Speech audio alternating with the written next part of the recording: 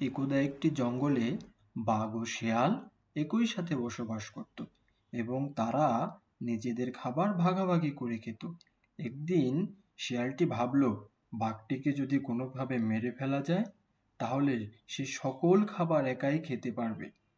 যেমনি ভাবা ঠিক তেমনি কাজ। শেয়াল বাঘটিকে মারার জন্য একটি ফাঁদ তৈরি করলো। বাঘ মামা, আজ তোমার সেই দিন। আজকের পর থেকে এই জঙ্গলের সকল ভালো ভালো খাবার আমার। হা হা হা হা হা।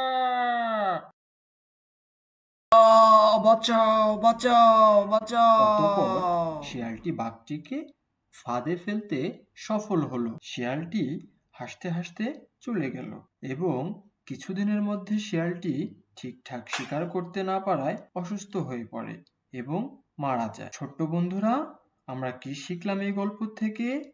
আমরা সকলে একে অপরের উপর নির্ভরশীল। আমাদের কাউকে বিপদে ফেলা উচিত নয়।